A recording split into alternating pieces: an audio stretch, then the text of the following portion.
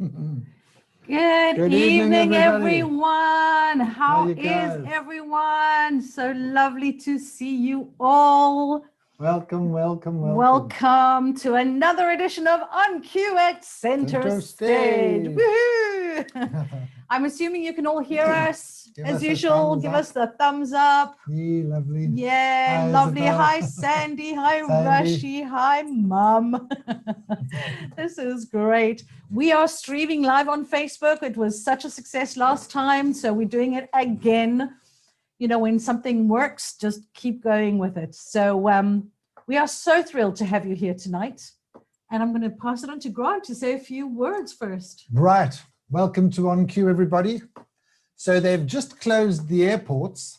Have they? Yes. Oh. Well, airport, because we only have one, so it's fairly simple, right?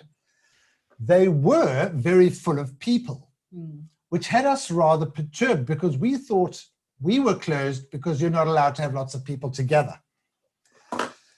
Well, we enjoyed watching all those people queuing at the airport, and we understand that they're all being tested and cleared for COVID, and they'll all be flying now to beautiful countries overseas, which have all been changed to the red status, I believe. So we do hope that they will make it back safely. Don't worry, according to the safety guidelines, Ben Gurion is only allowed to process 8 flights every 3 hours. And that resulted in, well, if you can work it out, about 150 people on a plane. So that's 1,200 people every 3 hours. Ooh. And they wondered why they were waiting in 2-hour queues, and they've had to ask the police to assist with crowd management. Now, we assert that going to theatre is much safer than traveling overseas. Absolutely. Right. Thanks for nodding, Sandy. Yes, yes, absolutely right. Let me point out that theatre does not require being airborne at any stage. Our shows may lift your spirits and you may fly, but there will be no touchdown, landing, or parachutes required.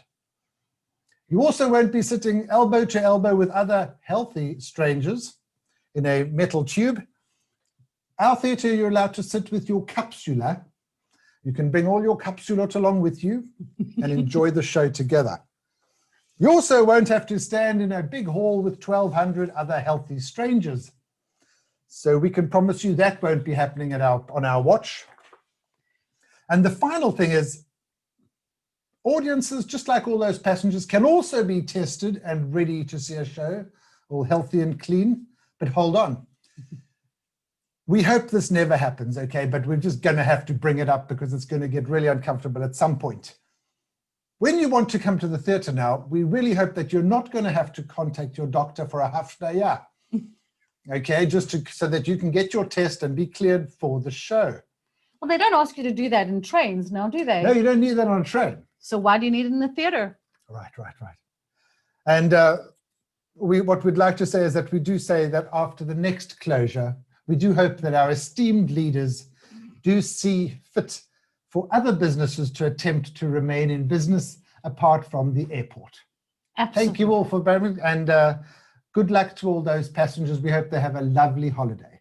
Yeah, I heard that even people in a flight today got told that they have to stay in Corona hotels now. They can't even stay and do it at home. They have to stay in hotels. So, wow, that's quite a landing for them, isn't it? Have a lovely holiday, everybody. All right, so I'm just going to share with you quickly what's happening at Center Stage. So let's have a look. Endings and beginnings. If you enjoyed our first live music online event, which was a huge success, please join us next Sunday. So there won't be an On Cue next Sunday, but there will be live music. Please, God, if we're not in closure, something, there will be live music. There will be live music somehow.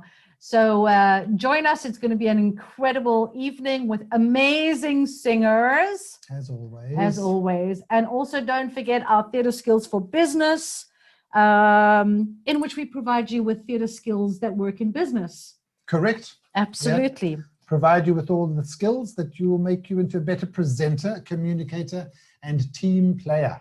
Yes. All right. So now you can find all the information on our website. Of course. And we're always going to keep you connected and entertained. So, follow us on Facebook or sign up to our newsletter on our website, centerstageisrael.com, Yes. and stay up to date with everything that's going on. So now let us go ahead and welcome our wonderful guests for tonight, Noah Lapidot and Dan Shaked. And I'm going to start with Dan. So I'm going to bring Dan here. And, hang on a second. We're going to pin Dan, We're just gonna like pin Biggie Dan. got pinned last night. Add pin. There we go. Hi, Dan. Hi. All the way from New York. Thank you so much for joining us. How are things in New York today? Well, things are pretty grim, I have to say. It's snowing and it's very difficult. This is the hardest period right now. It's probably back to where we were in April or May and a little bit worse, I'd say. Wow. Yeah.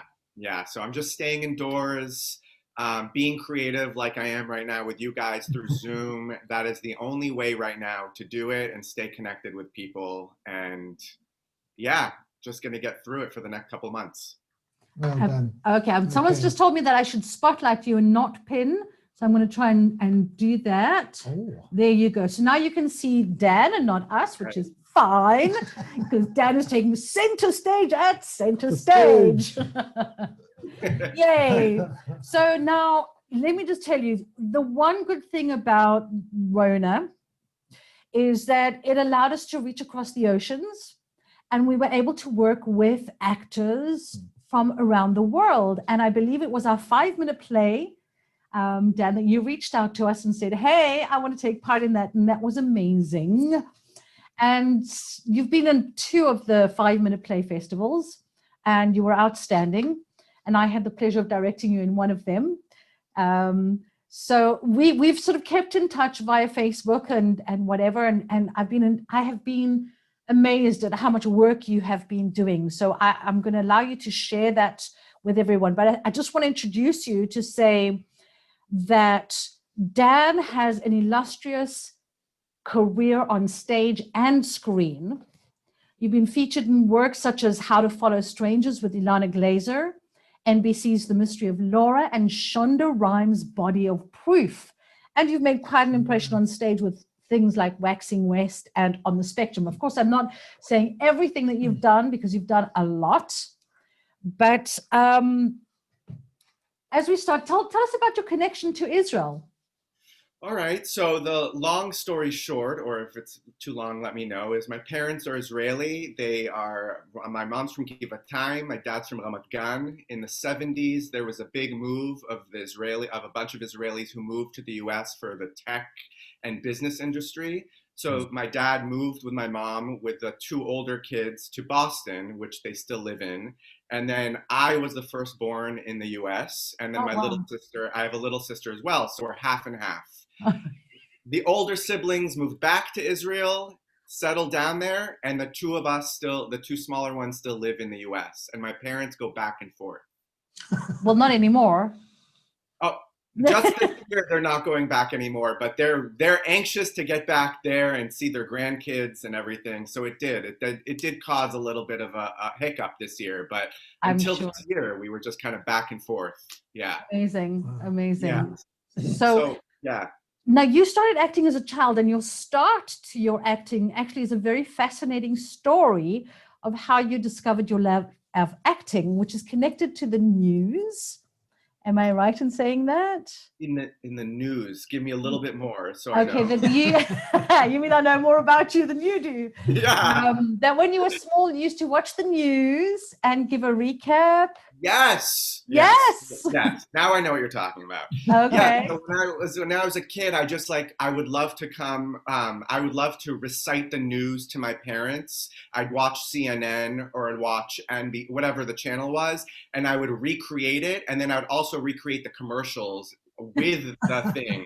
So it was like an entire show and you wouldn't really feel like it's the news. I would just be reenacting whatever's happening in the world and use those as sketches. Oh, wow. So I would also be telling the news, but I'd be doing it in a way that felt like you're just watching a show, I guess.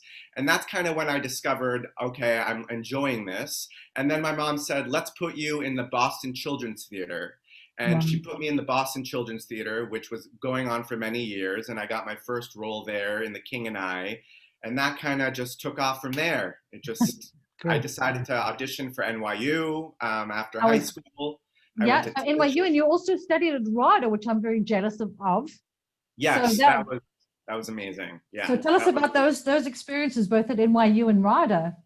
NYU was amazing because I studied. They put you in a studio. For the people that don't know about NYU, when you apply, you get to kind of say which studio you think you would be best at, but ultimately they place you. So there's Meisner, there's Adler, there's Strasberg, there's all kinds of things.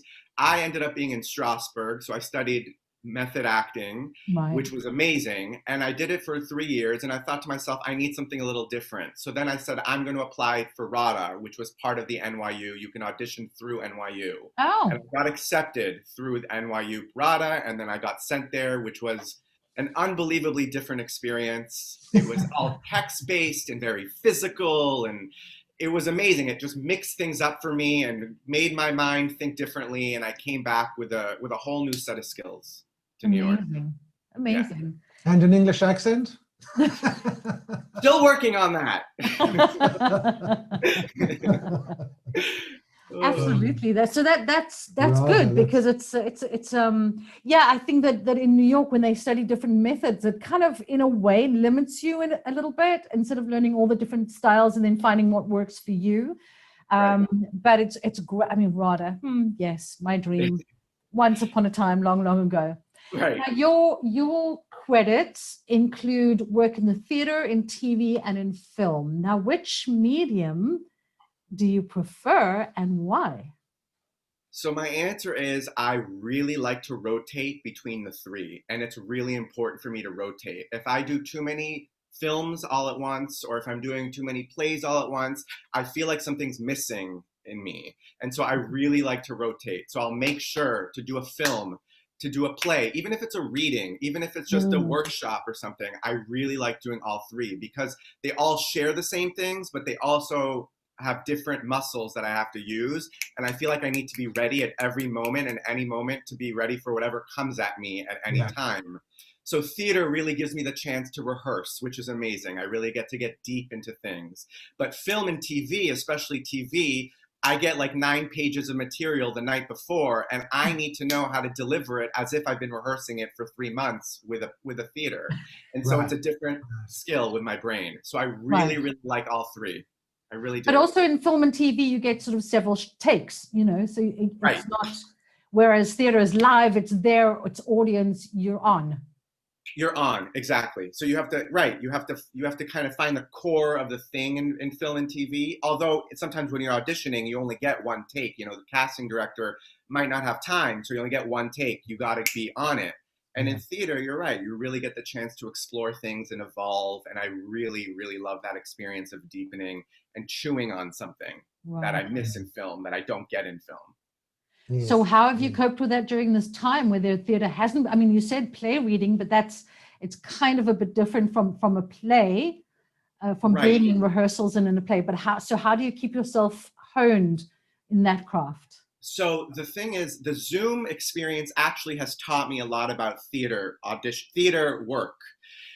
Because you need to, what I realize with Zoom when you're acting is sometimes you think that you're being small, but you actually need to be bigger than you think you need to be in order to express to the people that you're talking to right now, even though to me it might seem like I'm being over the top, you're not. Yes. And that's something that I learned about theater, Zoom. Now, when I get back to the stage, maybe I'll have to adapt it again. But it's taught me to let go a little bit and to try things bigger. When you're doing a theater reading on Zoom, and it will read as if you're on the stage, as opposed to being really small and real and talking like this. And it's not going to be as animated and exciting for the audience. So it's taught me a little bit. That's really great. That's weird, because I always say that it's a different skill being on theater, which is bigger, and then in film or TV you have that square in which you need to act in, and it's more about the facials and things like that. And hearing you say that you do need to be big in Zoom, I agree with you, because Zoom is a new medium that's different from film or TV and different from theater. But so it's somewhere in the middle. You need to be big, and that's interesting. I love that. I want to share some of your clip, if I may. I'm going to try this, so you can see what Dan has been doing. So hang tight with me as we try and do this. That was with Dana Delaney, right? Dana Delaney and John Carroll Lynch, I think, from Fargo. Yeah. Amazing. What an experience. It was my first time on TV ever, or camera. No. That was my first experience ever. And I got that by standing in an extras casting call in Boston because I couldn't get seen for anything in New York. I couldn't get in the door anywhere. So I thought to myself, instead of trying to bang the doors in the big cities, go outside of the cities, go to the smaller regional places and try to get something there. And that's what I did. And then they called me in and I didn't get the role at first. And then they brought me back and then I booked the role regionally. And I was a local hire up there. Yeah. I love that. You see, not just pretty, a smart guy too. Fantastic. And you've done, I mean, quite a lot. I mean, I saw you had a part in Jobs with Ashton Kutcher, and you did some other stuff with some big names. And I think that's incredible how you've really managed to build your career. And I want to go back to a little bit of theater, if I may. Yeah. So, at a time when they were open, you were on the you did a play called On the Spectrum, which really delves into the world of autism. Yeah. And I want you to tell us about it, and most specifically, I mean, you got some really great comments from your reviews. I want to know how you prepared for that role, because what they say is that you didn't give them the two-dimensional kind of character of autism. You really brought something more. So how did you prepare for that? I prepared for it, I think, first of all, the company that I worked with, the Fountain Theater in LA, is very into social activism. They're very social conscious. So they make sure to provide us the resources around LA that we can be as authentic as possible. So one of the things we did is I went a couple of times to a school specifically for autistic kids, and I went to a prom, which was one of the most interesting experiences I had. They let us come to a prom where the parents were there, the kids were there, and I got just sort of to little by little inch my way into the prom. I didn't want to distract anyone, but I got to talk to some of the kids, talk to some of the parents, and also Autism Speak and a couple of the organizations around LA invited us to some of their conferences where I got to meet a lot of the kids. So I really got to study the kids. I also watched a lot of film, a lot of TV, a lot of things that I could, and a lot of the science-based version of it. But what I found most important to do is not to make, there's such a spectrum, which is what it's called, On the Spectrum, of what kind of autistic kids there are. I needed to find out who this kid was. And this kid was a guy who was on the verge of being able to function on his own, but might not be able to. And so I needed to find that balance between making him not able to fully live on his own, but able to want to have a girlfriend or want to have a love interest or want to have a life outside of his mom's studio apartment in New York City. And that was to find the balance of finding what his specific quirks are, what his specific needs are, and make it believable that this is a guy that can do that. Not to make him non-functioning and not to make him so, so non-autistic that you won't believe it. That was the biggest challenge. Wow, amazing. Well, you certainly managed to convey that. I mean, that from I didn't get the pleasure of seeing it, but from my readings, amazing. It was amazing. It felt also amazing. There was a class came from Arizona. A school of autistic kids drove like a school bus from Arizona to come see us, and they were all autistic. And they came up to us after the show, and they were crying because this was around 2012 when the autism in plays were still not like a thing. You didn't see autistic plays here going everywhere. So for the first time, this one girl was crying and saying, "Oh my God, this was my best friend on the stage. I've never seen on a real, commercial theater a kid like that, like me." And it was touching, and I thought, oh my God, I'm making a difference. I'm like, isn't that a great feeling? A difference. Yeah. Wow, amazing. Now I want to mention, just because we could talk forever and time is always our enemy, but you were in Israel to film an award-winning short film called Ivy, directed by Itai Guberman. Yeah. So tell us about I think more than anything, I want to know the experience of working with Israeli actors compared to working with American actors. There is the Israeli. I had the best time working on that with Itai because first of all, it was so professional, more professional than so many of the sets I've worked on here in the U.S. Wow. Everything was taken care of. I didn't have to, and that's the most important thing. When you're working as an actor, you just want to focus on your acting. You don't have to want to worry about also worrying about this and managing yourself and being the DP and asking how am I going to get the transportation from here to that. Everything was taken care of, and it felt like a real family. And that's what I love about working in Israel, is that even in the professional business, you feel like you're working with a family. As opposed to in the US, you can build a family. It'll take you years and years and years probably to get there. But there was that feeling of family working together. We were in an apartment for a week all day, and everyone was fantastic. The actors were great. The director was open. Itai was open to collaborating. And it was really important for me to work in Israel because that's what I want to do. I've always wanted to work in Israel. And as being as an American Israeli who speaks Hebrewish, אני מדבר גם עברית, but I also speak English. And that's how I grew up in that Hebrewish world. There isn't enough of that in the US. And that is my number one wish, is to come up with a show, which I'm writing right now as a pilot for the first time in my life, about an Israeli American who moves to Israel and the antics and the miscommunications and all the fun things that happen. Because whenever I'm in Israel, I'm not Israeli enough and I'm too American for blah. So the Israeli American niche, where I'm talking network theater, theater and film, that is the new thing. And that is where I think it's headed. And that's where I think your company is in that direction, where you're mixing the two. And we need more of that. And I think the world will resonate more and more with it if we start small as a microcosm and we start to build more and more content like that. I love your vision. I love it. I'm in. You sold me. That's fine. That's it. That's me in a nutshell. So now I just want to finish off before our time runs out, is you have a lot of things coming out very shortly, and you worked for a while on a movie called Under the Lantern Lit Sky. And I understand it's in post-production at the moment. Tell us how you actually, what else is coming up and how you've pivoted during this time to really sort of keep going, because it's not an easy time for actors. Okay, so Under the Lantern Lit Sky was a period piece that I got asked by, someone found me on social media and saw my reel, asked me to audition for her. I sent in a tape, and she said, I'm writing a play that's loosely based on A Streetcar Named Desire. It's the prequel and reimagination to A Streetcar Named Desire. What I want to do is I want to focus on Alan and Blanche and a new guy who's going to be an outsider who's Jewish named Robbie. And she wrote the role for me. And it's about a weekend that takes place in a resort in the South where we all get effed up on all kinds of drugs and alcohol.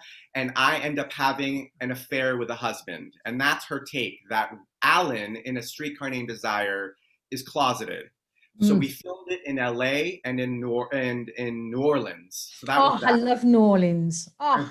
Amazing. And we filmed it in the summer. It was way too hot, but it added to all the stress of the situation and everything. It was great. So it was interesting. She brought in a Jewish character into A Streetcar Named Desire to the prequel. So that was that. And we're excited to bring that out. I can't wait to see that. Yeah. It's very exciting. And then the other question I think you said was how I'm keeping busy. And my idea was to find as many things to be involved in as possible while you are at home. So I have found myself involved in screenplay readings, developments. I go online, I Google table reads coming up in Toronto, in Brazil, in Tel Aviv, in London, and I will throw my stuff out there and say, here's my material. If you need me for something, call me. And that's what happened. A little bit over time, I think things started to snowball. And little by little, I've just been developing. I've been busy. I have like two readings coming up. I'm doing screenplay readings. It's just, you just have to say yes to everything right now. Love your attitude. I love your attitude. And I think it's exactly what is needed. And Keep it busy. Yeah, keep it busy. I think that's what we kind of also kind of thought of, like, let's be busy, let's keep doing things. And we've come up with all sorts of things that we are doing as much as we can. Exactly. So just keep doing it, because Dan, you're really doing amazing work. And I'm just so pleased that you came to chat to us. Yeah, We're going to bring you thanks. back at the end, so hang about. And now Right. I'm going to bring Noah. Thank you so much, Dan Shaked, everyone.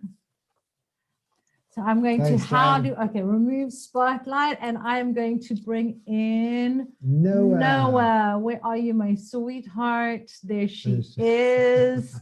I'm going to spotlight for You're going everyone. to be You're on spotlighted. mute, so unmute There yourself. we go, Noah.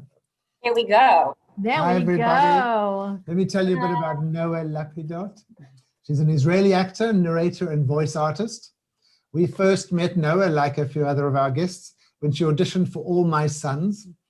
And we've just remained not colleagues, but friends, right? Well, colleagues and friends, And right? friends. Both.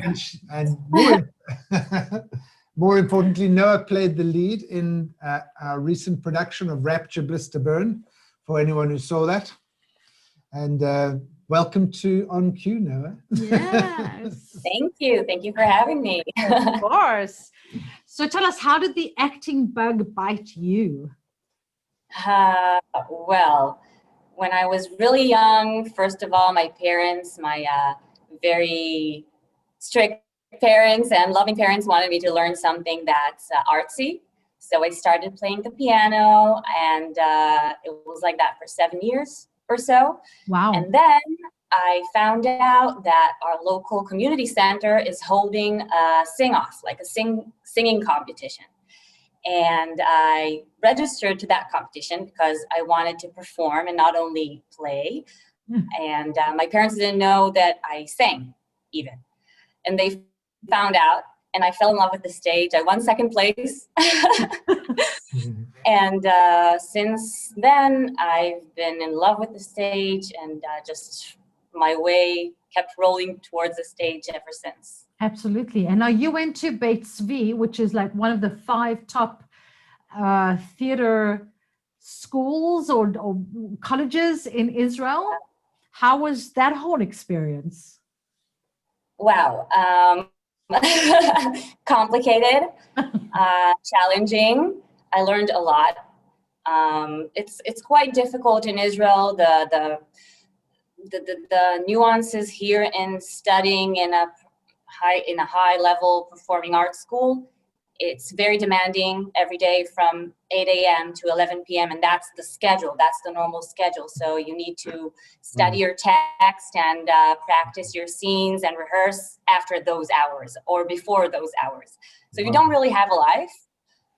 You're really committed, and you're like in a really small microcosmos where reality sometimes gets deformed because that's all you know and that's all that's important.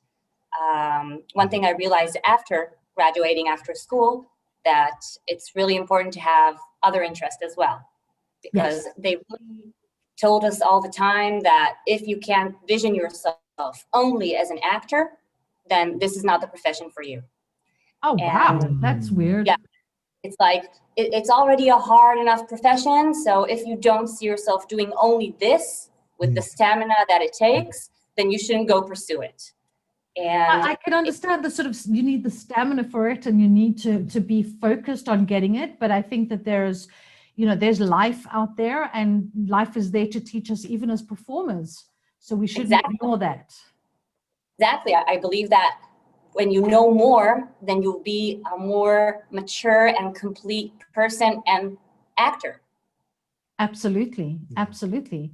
So now, so that was Beit Zvi, and then right after Beit Zvi, you went off to Kiev to play a princess.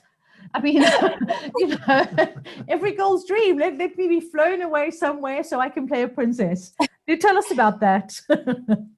That was a very wild experience. It was my first appearance on camera.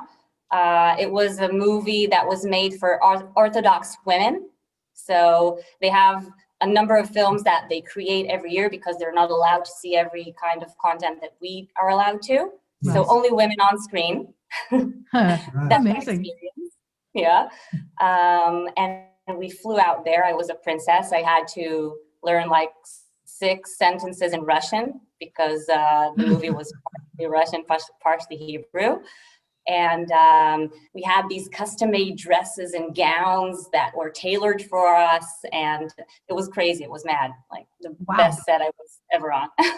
So now, hang on, Betsy, does that teach you about theater skills, or does it also go into sort of the film skills as well? Performing arts, right?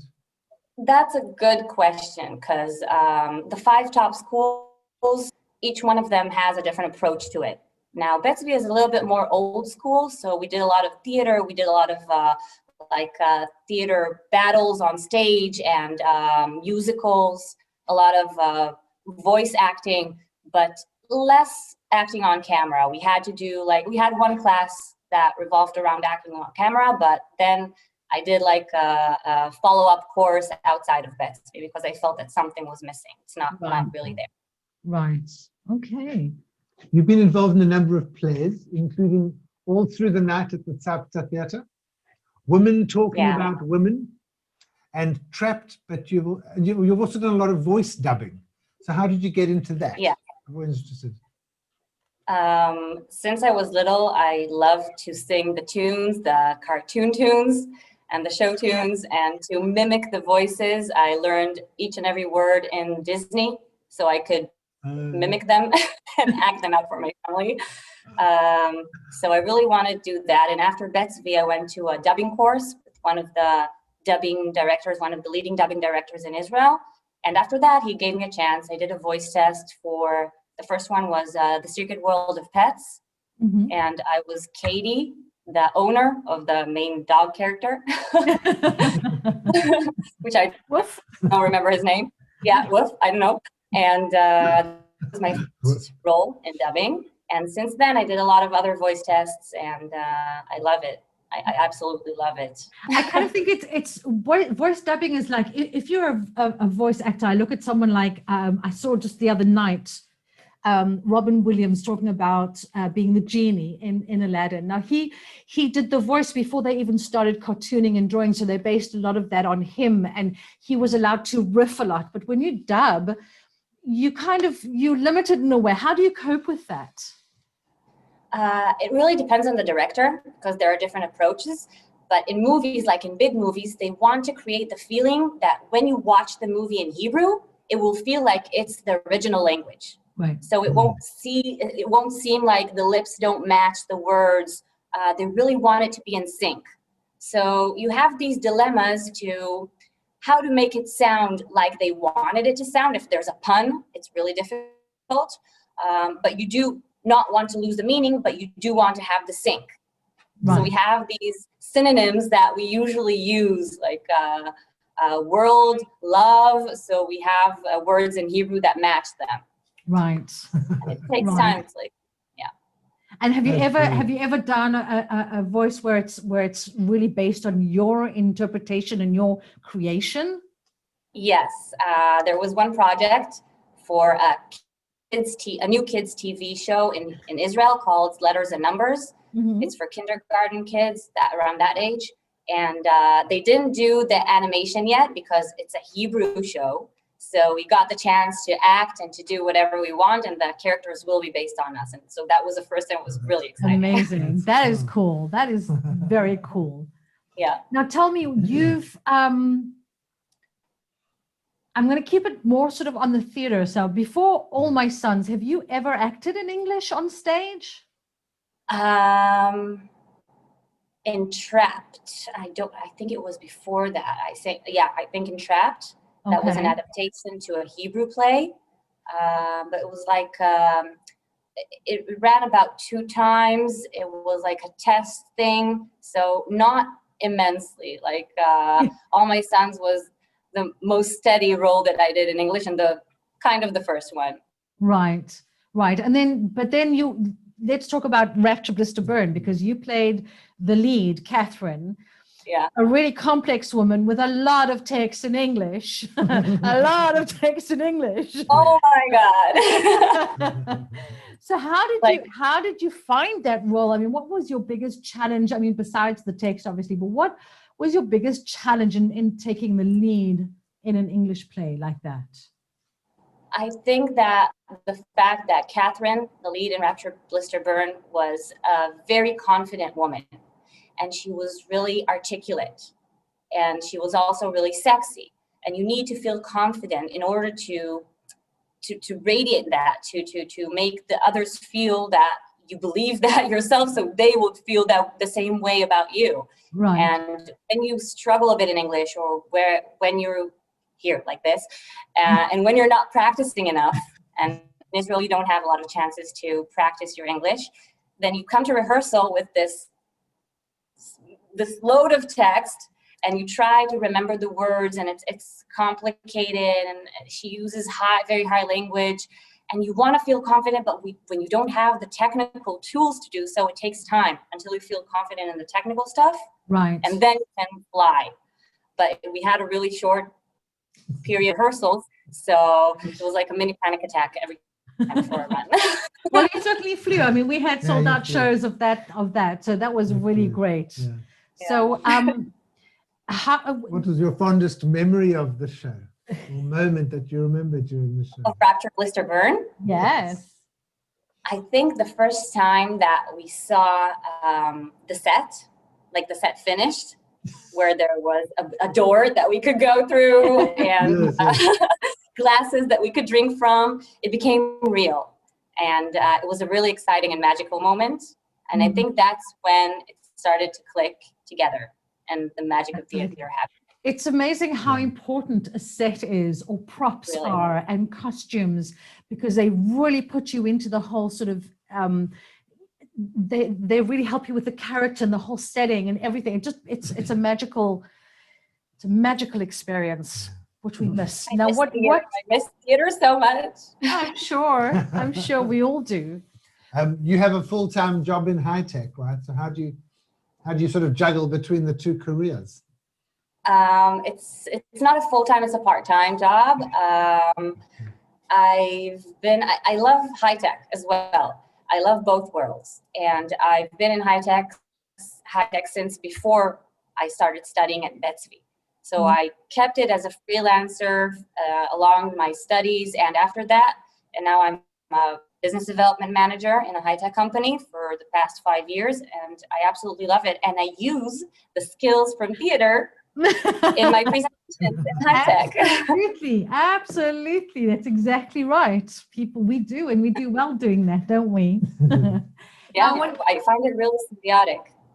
It is, because it's how you use your voice, it's how you use your body, it's how it's all those lovely skills that we learned to engage the audience is the same as engaging an audience in a presentation. So, absolutely. I wanted to ask you about sort of the difference of acting, because you have acted in English and in Hebrew. How is that difference for you? I mean, I think it depends on the material, because a lot of things sound better in English, and it flows more naturally, because you know that was the original language and that was the intention of who wrote it. Right. And when it's in Hebrew, sometimes you need to change a few words, and maybe the translation doesn't work well enough. So sometimes it's a bit liad, like next to it, like you say in Hebrew. And original Hebrew works? Original Hebrew works sound really weird in English. Like Israelis have their own way to express themselves, and some phrases and some puns, it's the same way. Like everything sounds better in its original language, I guess. Right. Because we do want to put on some translated works at the theater, but we are very aware of the fact that there's a difference between acting in English and acting in Hebrew. Very aware of that. So, okay. Now tell us about, oh my God, look at the time. What is the next move for you? I know that you are in production for Black Moon, which is an adaptation to Chekhov's Seagull, right? Yes. And it was postponed. And tell us the story of what's going on with that, because that had is having a bit of a journey. Yes, well, we started a rehearsal process at Asimta, which is a French theater in Israel, in Jaffa. Mm-hmm. And we were at the very ending of rehearsal process when the first quarantine started in Israel. So we got caught off and we didn't know what the future holds. But once they allowed gathering of up to 10 people with masks, then we decided that we will keep on rehearsing until the theater is open, and then we will be ready to open. So we kept on rehearsing, and we opened between the two lockdowns. Mm-hmm. We opened twice. 2 weeks, right? Yeah. So we had 2 shows, and then we had another lockdown, and now the theaters are completely closed. So we have this wonderful show that we worked very hard on, and it's an adaptation with dance. It's a combination with the original texts and movement and dance, and it's really beautiful. And the Simta Theater is really nice because it's like it has arches and it looks really fit for that play. And I'm in love with it, but we don't know what the future holds, so we're waiting. So in the meantime, you're keeping yourself busy with, you've done a lot of TV commercials and things like that, right? Yeah, that stayed intact. A lot of TV commercials, social media commercials for digital media, Yeah. a lot of dubbing and narrating, stuff that you can do without theater. Tell us about Panda. Oh, Panda is a new exciting thing. I Yes. really relate to what Dan said about keeping yourself busy and just throwing yourself out there and doing whatever you can to stay in this business, because it's a muscle. You need to keep training all the time. Absolutely. So Panda is a group of very beautiful people that took me along for a ride, and they wanted to create new material on social media, like new little humoristic sketches about relationships. We're working on covers for songs and music to add to the page. And it's screenplay writers, and it's a director, a videographer, art stylist, and we all come together once every couple of weeks to shoot different sketches and then to edit them and post them online. Wow. Okay, with the amazing. purpose of just keeping yourselves busy, or what? Just anything, kind of like come see it, enjoy it, and Is fun to have nice, funny, uplifting content on web, and keeping ourselves busy and creative and thinking about new things all the time. and who knows who might see it. Yes. Yeah. Does the group grow all the time, or is there a set number of contributors? It does grow all the time, and we also want to host different people down the road, so there are a lot more surprises coming. That's Sounds exciting. great. Well, we'll keep up to date with that, Noah. Thank you Yeah. so much for taking the time to be with Join us on us. OnQ. Now I'm going to just bring Dan back, and I'm going to, okay, I have to do this funny thing of remove spotlight. This is the pleasures of Zoom, where we just have to like, all right, so I'm going to add you, I'm going to pin us as well, and I'm going to pin Noah as well. There we are, all 3 of us. And we've come to the 10 question section of OnQ, which our people just love. So the point is to just answer the first thing that comes into your mind. You don't have to explain it. You don't have to go on. Just have fun with it. Yeah. Go for it. All right. First question. 2. We'll give Noah a break. We'll go to Dan. Mhm. What is your idea of perfect happiness? Non-anxiety. Is there such a thing? Non-anxiety. Valhalla, yes. Noah, how about you? Happiness. Quiet. Quiet. Okay. All right. We've been getting a bit of that, too much of that lately, but okay. Noah, what is your least favorite word? Oh, mucus. Ew, yes. I agree. Dan? That's funny. Mine is moist. You and so many others. Oh my yeah. gosh. Heard that one before. Moist. Okay. Okay, third question. To whom? To Dan. To Dan. Which person do you most admire? Oh man, I most admire, I think, Man. Can be living or Yeah, I think I admire someone like Ruth Bader Ginsburg. Good Okay. answer. Yeah. Good answer. Noah? Awesome. And don't say Flash. What's her name? What's her name? I know who you're meaning. I'm not gonna say her. Okay. I think maybe I'm thinking about innovative women. I would say Golda. Golda. I like that. Good old Golda. Oh, that is good. Going to the fifth one. Okay. Noah, on what occasion do you lie? On what occasion do I lie? Yeah. When I don't want to hurt someone's feelings. Okay, that's true. Dan? I lie when I don't want to disappoint someone and I really want to do what I want to do.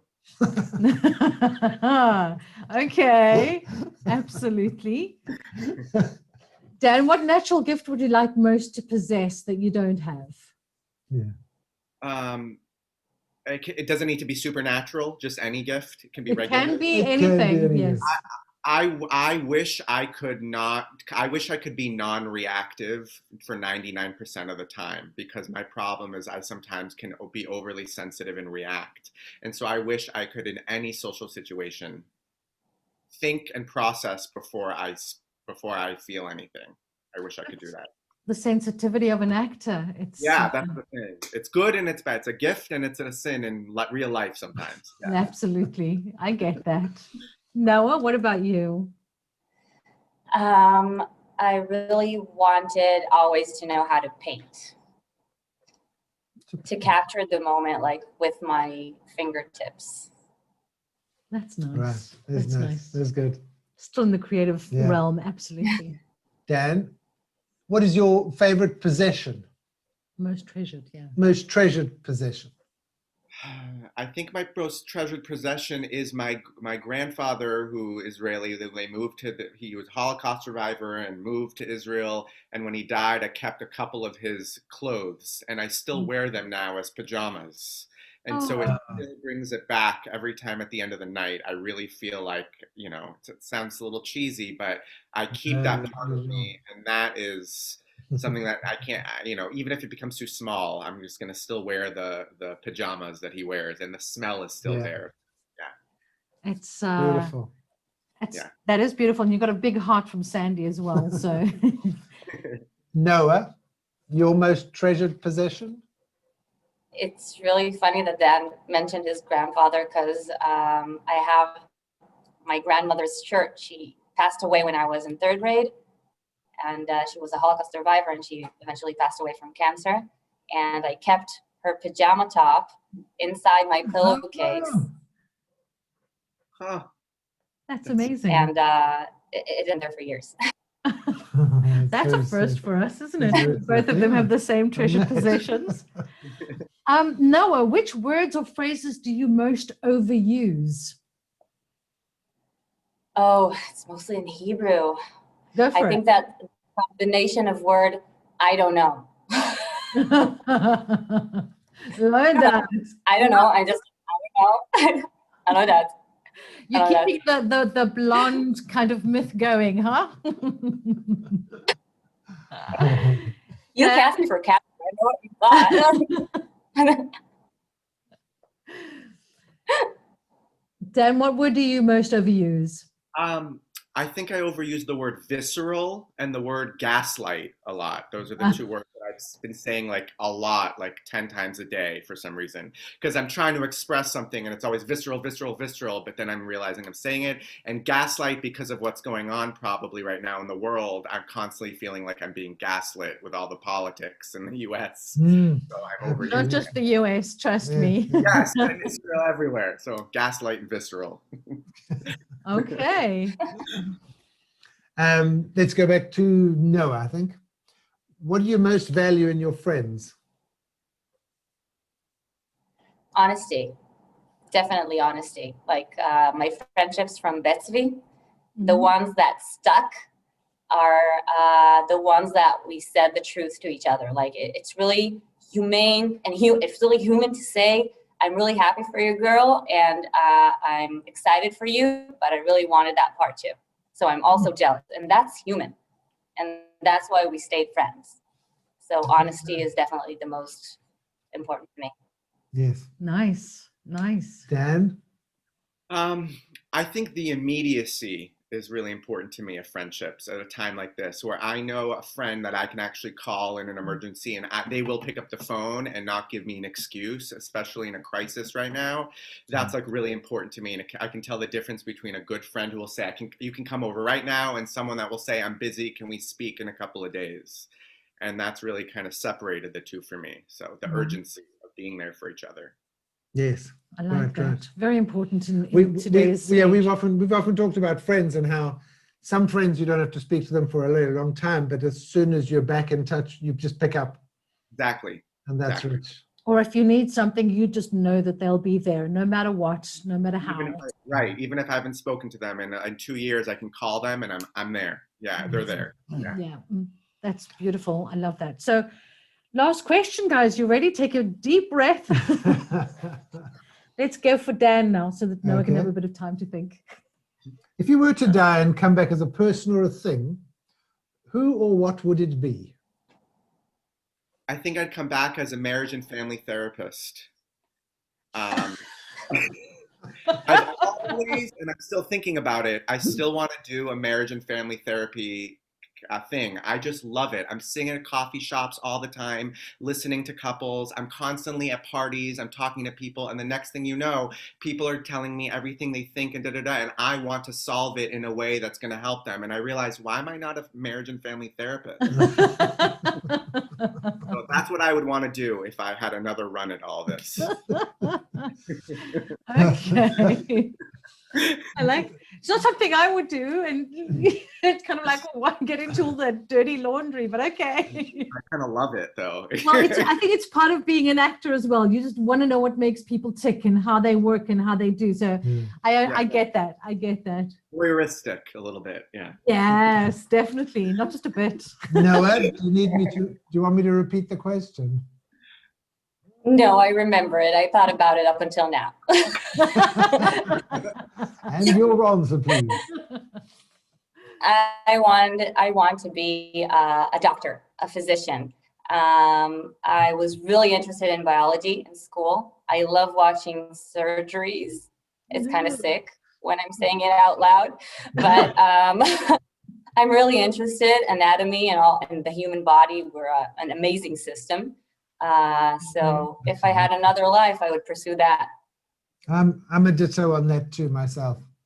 And Sandy, who are you saying this to? Surgeon. About being the first client, to the surgeon or to the marriage counselor? Both of them.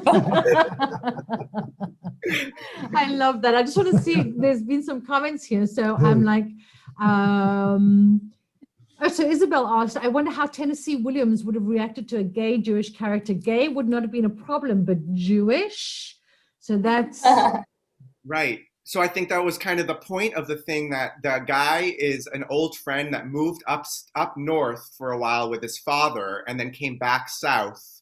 And that's a little bit of an issue, that he is Jewish. And that's something that's talked about and explored in it, that it's a no-no and it's a taboo thing. So I think that's kind of part of what she wrote about. Right. And Rashi sort of asked about outside theaters, like Theater in the Rough. I for sure. My thing, if I can answer Rashi first and you guys can answer too, is like, we built a theater, God damn it.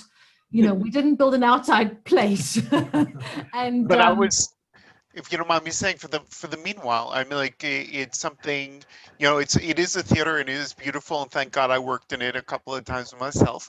But at the same time, you need something, and one of them said it, acting is a muscle and it needs to be exercised. And it's one of the things that everybody can be involved, like outside. And it's theater, it's a being, and it doesn't have to be inside a box, it can be outside in the world. And absolutely, I agree with you. We don't have any outside space, so that you would have to get permits and all sorts of things like that. But we've kind of managed to work our theater or do things in our theater that don't require an audience and do it through Zoom. So we kind of did that. But what do you guys feel about that, Dan and Noah? About it being outside, about it being everywhere. Yeah, just doing it outside instead of in a theater, because I think that the main issue is that it's, in an enclosed space. Right. Unlike airplanes and trains, which are open air things, theaters are in a closed space. No, you can open the window on an aeroplane. You haven't got any windows inside your theatre. What I'm seeing here in New York, though, which is interesting, is some of these stores that are being taken down, what people are doing are using the storefront windows, and they're doing plays, 1 or 2 people just inside, and everyone's watching it from the outside, as if it's like you're walking by the storefronts and you're seeing, and they'll come outside a little bit, the actors, and they'll interact, and then they'll go back into the storefront.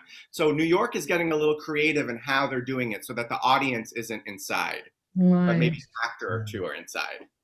Well, listen, it's great. And I'm grateful that we have been able to be creative and think outside the box and do things a little bit differently. But in all honesty, I am so looking forward to being back in the theater. And I'm so grateful for the vaccines that are coming that will hopefully give us some sort of semblance of normal or new normal, and just so that we can, just so we can go and do what we want to do, besides the fact that I think that closing the theater in Israel is very much a political issue and not anything else, which really irritates me. But we're not going to go there. So let's hope that soon we will be able to see you all at the theater. And Dan, when you are in Israel, or if you have things that you need to do in Israel or need people from Israel, just stay in touch. Keep doing, both Noah and Dan. Please keep on doing. You're doing amazing, amazing work. And I'm so grateful that you've both come so that we can highlight you both and let people get to know you. And just onwards and upwards, guys. Let's just do this. Thank you for having me. Thank you for having Love us. you guys. Yeah. We love you guys too. Thank you all to the audience as well for coming, the studio audience for coming in every week, and to the Facebook people. Thank you again for joining us, and we will not see you next week. We are having the music show next week. Be there. It's brilliant. Ask Sandy. And we'll be back in 2 weeks with On Cue. So thank you all very, very much. Good night, everyone. Thanks, everybody. Cheers. Laila Tov. Laila Tov. Thank you.